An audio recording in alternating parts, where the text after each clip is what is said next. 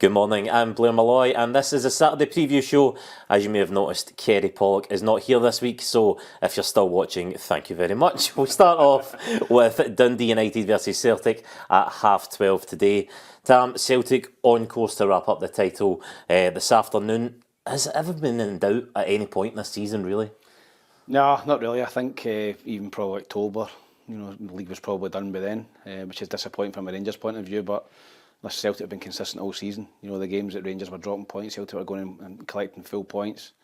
Rangers will be disappointed because, in the head-to-heads they have started to pick up a couple of wins against Celtic, but Celtic have got far too much consistency for the rest of the league, and I think they'll go and win today, and I think they'll win comfortably, and I think they'll seal the title. Ruffy, Dundee United, they won't be lying down. They've still got this battle for third place in their hands. Can you see them making it any way difficult for Celtic, or will it just be too strong? No, definitely. I think Celtic will have to go out and win the game. Dundee United have still got games to play and points to win, bonuses to get as well. So they've been very good this year. But I do think that Celtic have got so much to play for tomorrow that they'll win the game. Score prediction? 2-1 Celtic. 3-0 Celtic. 3-0. Aberdeen Hibs. We'll start off with Hibs, Tam. David Gray obviously been given a new contract yesterday. I want to talk about something else. I want to talk about Rocky Bushiri. Should he have been in the team of the year? Possibly. I think that he's still got this bomb scare kind of thing attached to him, because he has made mistakes in the past, but I think probably over the last 3 or 4 months there's not been many better centre-halves in Scotland. He's been outstanding. Hibs have been in a great run of form, unbeaten, keeping clean sheets. He's even popped up with an occasional goal, so I think he showed in the second half of the season how good a player he is. Is he one of those players, if he had those mistakes out of his game, maybe wouldn't be at Hibs? Yeah, he wouldn't be at Hibs. Yeah, he's one of those players, he can be great for 89 minutes and then maybe make a mistake. If he got out of his game, then he'd probably be playing somebody else at a higher level. But yeah, I think him, Nicky Cadden, possibly Martin Boyle would all have claims. I think it's just the fact that Hibs started so poorly that maybe went against him. It's been a bit of a mad season for Aberdeen, obviously starting so well, going through in that period where they lost so many games in a row, back on a bit of a level footing now. Is it a must-win for them this weekend? Yeah, I think so, particularly at home. Keep the bandman rolling. They've got players back that were out for a wee while as well. They look pretty impressive at some stages in the semi-final, but they won the game, so they'll be absolutely buzzing and looking forward to this game. And as Tam said, whoever wins it, stakes a claim. What do you think for this one?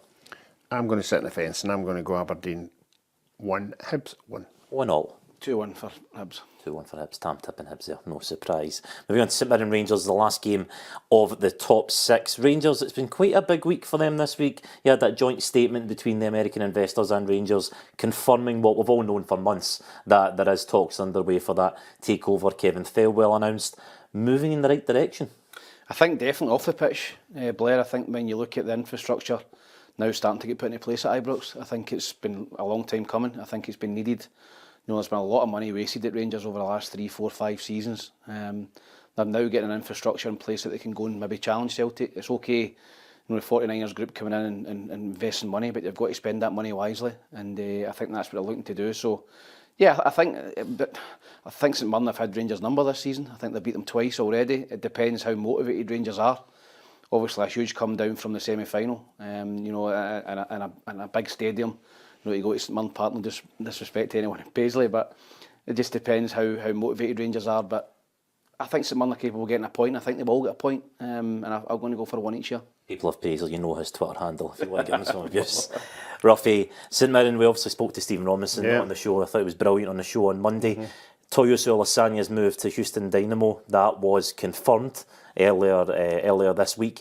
He'll back himself though to recruit again, to go again, as he has done the last few years. Yeah, I was interested in talking to him on Monday. You're saying he's been actively, his scout down in England has been actively looking at players for January. So it shows you a way ahead. He'll have a list there, people that he'll have to go and watch.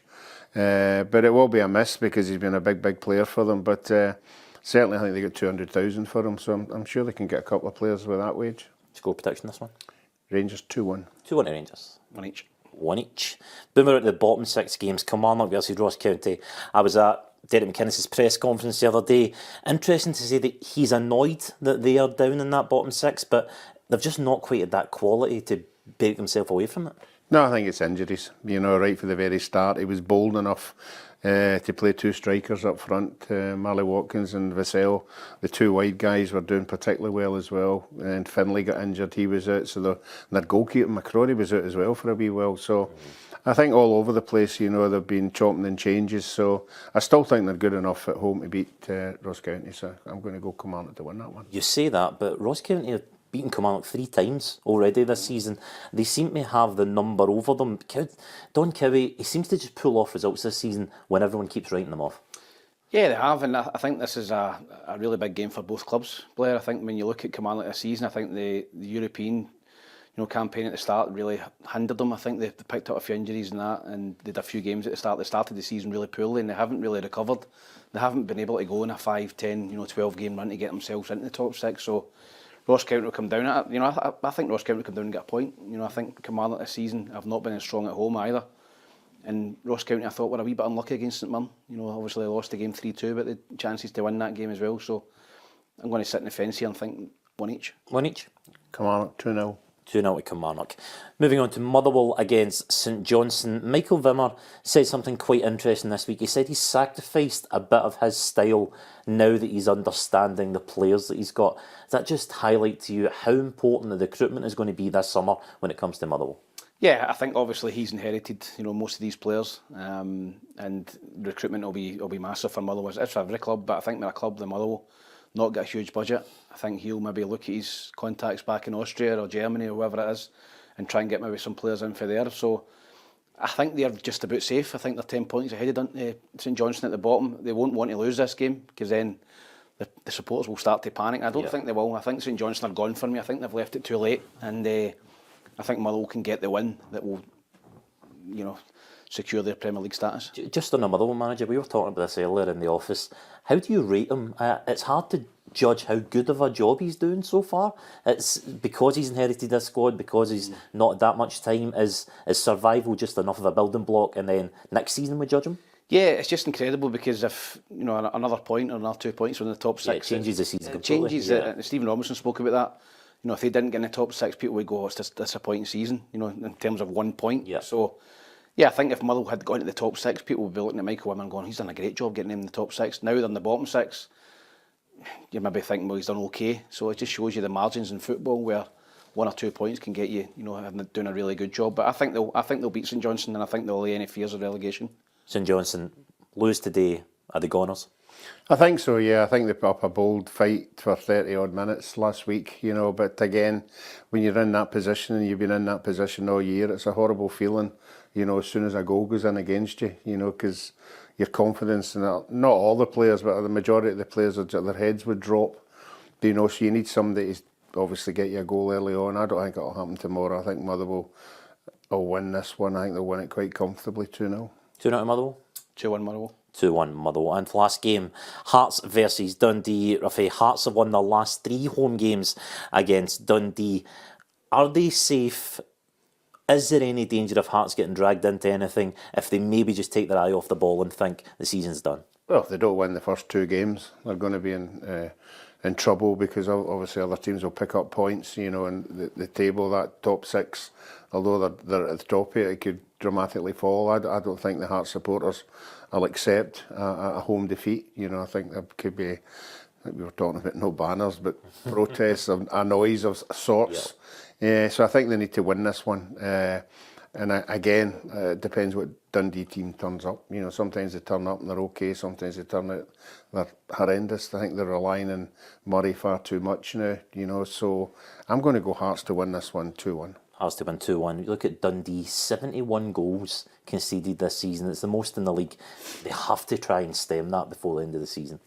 Yeah, they do, and I think they're probably 3rd or 4th top scorers as well. So they have scored a lot of goals, but defensively they've been woeful this season. So yeah, I agree with Ruff. I think home advantage for Hearts should just edge it for them. But I think Neil Critchley really needs to finish the season strongly. I think there are some knives out from Hearts supporters now because of inability to win big games. Aberdeen, Hibs, the Motherwell to get into the top 6, even Dundee United at Tannadice, they lost. So they have lost big games at key moments, and I think he needs to just get the confidence back of the Hearts supporters by winning 4 or 5 of these games in the bottom 6. So I think they'll win today, and I think they'll win 2-1. Just quickly on Dundee, Josh Mulligan potentially to Rangers, good signing? Yeah, I like him. I've liked him for a long time, and I think that's the players that Rangers should be targeting. I think the best are young Scottish players at different clubs. You know, Conor Barnes done a decent job for them. I've obviously got Lyle Cameron coming in, possibly Mulligan. So I think I prefer to go down that route than go to a Championship or a League One in England and bring players up, because these guys know that in Scottish football, they're Scottish. They know the expectations at a club like Rangers. So I think it would be a good signing. Yep. Score prediction for that one? 2-1 to Hearts. 2-1 to Hearts. 2-0 to Hearts. 2-0 to Hearts. Okay, now we're on to the quiz, the favourite part of anybody's Saturday morning. Now, I haven't even written this quiz. I took no part in it, so there's been no cheating, and I want no allegations of it when we come to the end of it. Okay. Question number one. Wait a minute, but get the rules first. Just shout out first answer. Just shout out your first answer. Even though the end, you've changed the rules then. Right, okay. Right. Question number one. Tell you what, see if you get that right. Okay, I actually said this earlier on the show, completely by accident. Which MLS club has Toyota? I got there first. Look, he's can't get it out. It's false teeth. You can't get them out. Okay, question number two. Only 2 players out with the Old Firm clubs made it into the PFA Scotland Premiership Team of the Year. James Penrice of Hearts was the first. Who was the other?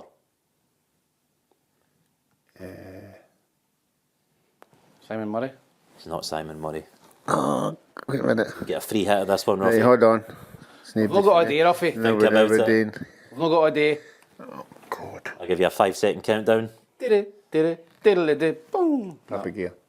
Sam Dalby. Sam What Dalby. did you say there? Pappy Gay of Aberdeen. I'm starting to see why you win these quizzes every week. Well, it's still 1-0 to Sam. Question number 3.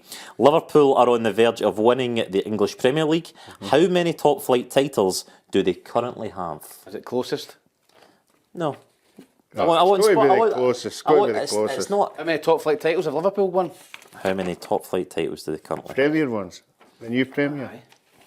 Was it Premier League or just all in? Top flight titles. I'll go 20. I'll go. Incorrect. I'll go 28. It's 19. Oh, yes! What each? Is this the last one? No. 2 to go, no. He's buzzing for a draw, it. What was the score the last time St Mirren faced Rangers 3-2. in the Scottish Premiership? That's incorrect. Oh, God. 2-0 to St Mirren. It was 2-0. Oh, no! Ruffy! The last question. Nearest gets the point. Oh, no. He always gets easy jammy. How many goals has Jamie Vardy scored for Leicester since arriving from Fleetwood in 2012? It's 13 years. 85. 13 years. Oh, he's going early with 85. 13 years. 10. I'll say 110. It's 198. Oh, you're dancing. To be fair, I've said 85. He said 85. He's had an absolute shocker there. We're giving Ruffy the point, and we're giving Ruffy a draw on this occasion. Oh, I'm happy. More than happy with that. Surely that's the Happy way, with a draw. He's a horrible old guy. and that's the way that everyone wants to start their weekend off, watching Tam McManus. That's upset. Thanks very much for joining Sorry us. to Jamie Vardy and all that, mate. Oh my God. Thank you so much for joining us on the Saturday preview show. Kerry will be back hosting next week. Enjoy the weekend and enjoy the football.